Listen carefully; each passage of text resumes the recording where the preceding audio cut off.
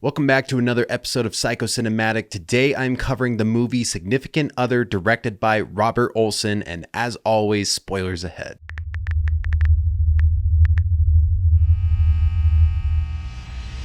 So before we get into the discussion of the movie, if you've watched this podcast before, then you would know that these three movie posters behind me are new. And I want to take a second to shout out the artist of this one right here, which is the Us movie poster that he artistically did up. His name is Danny Schlitz. You can find him on Instagram at Danny Schlitz. Thank you very much, Danny. And then over here, we've got Fresh. I did this one. And then over here is Barbarian. And I just took the original Barbarian poster and changed the title to yellow so they all match. I think these three films really sum up my taste in movies. All right, so this movie starts off with a meteor falling towards the area where they're going to be hiking at. And I wasn't pumped on this because that's a very first shot. And I pulled up the synopsis before I watched the movie. I didn't even read all the synopsis. I just saw sci-fi, horror, thriller, and I was like, perfect, I am in. But the fact that they showed the meteor right in the beginning made me really worried that there wasn't going to be any mystery involved. And boy, was I wrong. This movie's crazy. So then we see this deer with one antler, and I looked this up because I felt like it probably had some sort of significance, and they call this a spike on one side deer, and having only one antler is commonly stemmed from injury at a younger age. But I felt like they were using this as symbolism to show the duality. So yes, this is a deer, but when it's consumed by the alien and it then changes into it, it is representative of a deer vessel that is just being piloted by an alien. So when Harry and Ruth are driving out to the trail, the song that is playing that Harry turns up is called Day After Day by Badfinger. And I looked it up really quick because I had a feeling that had significance too. And holy crap, does it. This is crazy. First of all, the lyrics are spot on. I'll read you some right now. I remember finding out about you. Every day, my mind is all around you. So that immediately sounds like, the fact that this alien is the scout, finds out about you. Every day, my mind is all around you. Like it's consuming you. And I am you now, but your mind is my mind now. Bring it home, baby. Make it soon. This alien literally tries to get Ruth to come with him back home because the rest of his clique's coming to mess up Earth. I remember holding you while you sleep. Every day, I feel the tears that you weep. It literally is feeling the emotions of humans. I give my love to you. Come on. That is so spot on. And then this part. Holy crap. The band's name is Badfinger. The alien literally has this knife that's like 18 inches long hanging out of its finger. And so to me, that's a bad finger if I've ever seen one. So my mind was blown when I was looking into that. And now we see the title sequence when it's got Significant Other, and the other is kind of shaped like an 8, and then the rings come and one basically consumes the other. And I immediately wrote down, could this be a sign, a foreshadowing of assimilation that's coming? And I was kind of correct. It is literally consuming people and then walking amongst us, kind of like The Thing. Now, when Harry and Ruth get lunch before they head out to the trail, the little boy says, "Did you see the red star come down?" It's interesting, but it kind of feels unnecessary since the boy or that place is not really referenced again in the movie. And so it kind of felt like, well, we all saw it. You don't really need to say it again. Ruth is scared to do the trail, and Harry's done it 4 times. And then there's a bunch of foreshadowing of, oh, you won't regret going on this trail. And then she's like, you're going to regret it. That's just setting the ball for them to spike it later. Something that I thought was a little weird, or maybe just unclear to me. When Harry proposes to Ruth, he says how 6 years ago he didn't know what he wanted, but now he knows he loves her and proposes. But they were just talking about his first kiss. Like, if you guys, maybe they didn't start dating 6 years ago, maybe they just met each other, or maybe, he's just saying 6 years ago. But, if you've been together for 6 years, I would assume that you would have talked about your first kiss at least within the first year.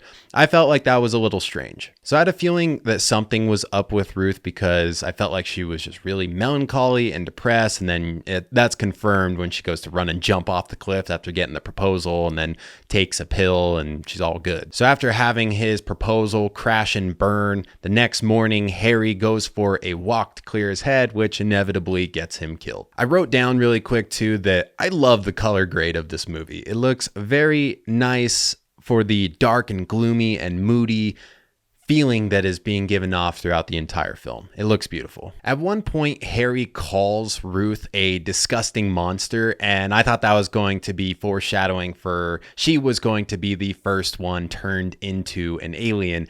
And I was wrong. I mean, it happened later, but gosh, this movie tricked me so hard. It's not even funny. I call bullshit when Ruth sees the cave, and yeah, she sees something glowing in there, but you're really going to walk into a cave by yourself when you already saw this deer and were questioning what could have done it to them, and that there's a monster out there. There's probably bears. So why would you freaking do that? I just, I can't get over that. And I mean, it kind of ended up saving her because she then finds out the truth that Harry is covered in this alien tar cocoon up in the corner of the cave.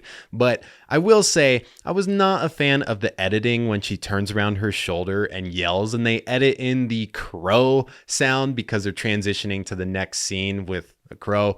I thought that was really goofy, and it was just not my taste. So now Ruth is standing by herself in the forest, and then the alien Harry, who we don't know is the alien Harry yet, goes up to her and is kind of taken aback and, hesitant with her behavior. And at this point, the audience thinks that she is now an alien, and including me at this point. And it's funny because I still wrote down, I don't know why he's taken aback by it, because she's still acting as dull as ever. She's being the exact same. And it's funny because she's not a freaking alien. She still is the same dull, sad, depressed woman. Just sad. So a little bit later, we've got a night scene, and I can't remember which character it is holding up a lantern, but I just wrote down, can we talk about how useless lanterns are? Because they have this 360-degree illumination, you get blinded while using it. But I will say it's perfect for a movie because not only is it casting light out and about, but it's illuminating the character holding it. So win-win for a movie, but that's a loss for you when you're using it. So it was around this time that I'm just not really impressed with the movie. I wrote down, so far there's been 3 attempts at jump scares and they've all been predictable, didn't even jump in the slightest. And it's funny because this movie is they're intentionally disguising themselves as being this normal movie. And then they're waiting for the perfect unveiling of this wild twist. And I fucking love that. Now, when Ruth is sitting at camp with Harry, fully aware that he's not Harry anymore, they have this split diopter scene. If you're not a filmmaker, that's basically where you have a piece of glass on half the lens that will enable you to focus perfectly on the person who's really close to the scene. And then the other half of the lens is focused on the person in the background. And it creates a super cool look.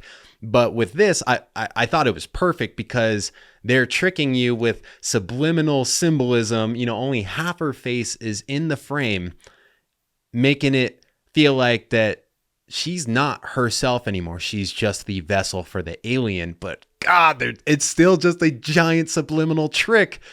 It's so good. I'm getting chills talking about it. Ruth says to Harry that, she's come around to the idea of marriage and she wants the proposal to happen again, but back up on the cliff as if nothing happened. And at this point, I still think this is an alien. And I wrote down, I was like, this alien wants to be proposed to like the real classy bitch that it is. And I was just like, what is the alien's game? Does it really need this man to get down on one knee to kill him? And I was like, why can't you do it here? Are you gonna just throw him off the cliff? I mean, that did happen, but not because she was an alien. All right, another part of this movie that I'm not too fond of, she knees him in the balls and throws him off the cliff when he goes to propose, and it's so very clear that it is CGI. And if you can't show it really well or do it practically, then just don't show it is my thing. And the movie right here that I have, right there on my wall, Barbarian, they did the same thing too when they jumped off of the water tower at the end. Sorry if you haven't seen it yet. It just has this corny look to it. And I was immediately taken out of the story when I saw that. And Was just a little bummed about that. But now knowing that Harry is the alien, when they have their kiss after she says yes from the proposal, he says something along the lines of, wow, I've never felt anything like this before. This is the best thing I've ever felt before. It's because it's an alien. I mean, yes, it's an exciting point in anyone's life to, hear your significant other say yes, but that is so cool. It's all about these little details. So after she throws him off the cliff, I was really mad at this point. I wrote down, why? Why throw him off the cliff? I don't get it. That's my only question, is why? It's really bad unless they have a good reason. And then I added to my notes after the movie, they did. So good. I'm sorry, you're going to hear me say so good after everything now. Now, here's the thing. When she goes running through the forest or whatever, she hits her head and then the other two campers find her. The thing that scared me the most up to this point was when one of the campers puts the knife into the wood or something. I actually jumped. And this is another testament to, it felt like they were disguising themselves as a bland movie. And then now they're like, no, we're actually pushing boundaries and trying out new things. And now we've got you on edge. And it gets so much worse when you see Harry basically storming out of a pitch black forest. And you're like, what the fuck? Ah! Oh my God. So we then learned that the alien embodies the emotions of the vessel that is taken over, and it's never felt love before, and it's realizing it can't kill Ruth because it loves Ruth. And this is arguably more scary. If an alien loves you and it's just chasing you down through the forest because it's so passionate about you, it doesn't want to just kill you. That's scary. This is weird, quirky energy when he's trying to kill her, and he keeps saying, what the fuck's wrong with me? Why can't I do this? And he keeps pulling out the knife to then, get her, but he can't. It was so weird. And then he starts monologuing, talking about how he is a scout that, is coming here before everyone else to report back, and then more like him are going to come back and basically destroy Earth. Now, I will say this too. A couple days ago, I was listening to Steve-O's podcast, the episode with Tom DeLonge, who is a big proponent of UFOs, and he was talking about how the alien abductions that go on could potentially be that these creatures who exhibit no emotion are trying to figure out what this emotion is and harness it. That's kind of like what's happening here now that he's got a taste of what these emotions are like. He doesn't want to be anything but a human. And he says that only humans feel love. I did write down, why did he even propose again? Because it didn't seem like he understood the fact that he loved her at this point. And so I was wondering, maybe it's just so he could blend in until he gets back to society and then assimilate a little better to then get more information to then report back to the rest of his race. So the alien is telling Ruth, run away with me. Oh yeah, and look at my sick whip. It's this dope UFO that's just been hidden right here. And I gotta say, the UFO looks really good. They did great on that. Ruth is eyeing the knife, and I can't help but think about how Harry had said to her earlier, the knife's not going to do much. And she plunges it into his heart, and, he starts bleeding, and sure enough, it doesn't do much, but set the bait for this on-call shark in the water, which I was calling as she was going out into the water. She's a surfer, so she's comfortable in the water, but it's so dumb that the shark comes out of nowhere, just instantly, and jacks this alien. That's so frustrating. I think this movie would be a whole lot better without that part, and just come up with some other way of her getting away from him right there on the beach. The shark did not look good either. But I do gotta say, face an alien or a shark, that's tough. And potentially both. What if the shark jacked her and then you got the alien fighting over her? Oh, God. That's rough. Now, I did call it early that the panic attacks would be the death of the alien when she wakes up and she's being consumed by the alien, since clearly the love is not reciprocated. So now he's going to take her over. And earlier in the movie, Harry was telling Ruth that the best way to perform at your highest is to be just slightly above E when it comes to food, but she was slightly above E this entire time on this trip when it comes to her pills. She brought just enough pills to last the entire trip. And clearly she's there too long, and so now she's out of pills. And that ended up saving her and biting the alien in the butt. Now, a good and a bad effect I want to touch on as well is after she bashes the alien's skull and it starts regenerating some of the flesh, that looks really good. And then earlier when Harry cuts off one of the hiker's hands, that looked stupid. It looked really fake. It looked like a Halloween prop, unfortunately. So I'm guessing the movie didn't have a big enough budget for the visual effects and the CGI to spend the necessary time on every single effect, but they did clearly prioritize certain effects, and those effects looked awesome. Ruth makes it back to the vehicle, and I jumped so hard when the truck flies by. Just another testament to this movie can get me. I feel like the first 3 jump scares, they were just playing me a fool, pretending like they didn't have all of this up their sleeve. So Ruth is driving away and the radio distorts, and of course it's her as an alien again, because you can't freaking kill these things for some reason. And just saying like, oh, you should know better. I am you. I know everything about you, and you're not going to like what's to come. Then you see all the meteors coming down, and it's like, oh my goodness, it's so good. And just what a defeating moment that would be. I mean, at that point, it's kind of like, should you not even run anymore? Like, do you just off yourself in order to avoid what these aliens might do to you? I don't even know. That just sounds awful. Is the Oregon coast the only place that they're going to land, or are they landing all over the world? We don't know. All right, now for the joke moral of the story, which I know, I'm sorry, it's dark. They say that something that would unite the world is if there was an alien invasion so that all the countries would stop fighting each other and we all just band together and we take down our common enemy. So the human race rallies together. But really, apparently, what we should be doing is stockpiling an arsenal of people suffering from depression, because that's our only chance at even just buying time to survive in an alien invasion.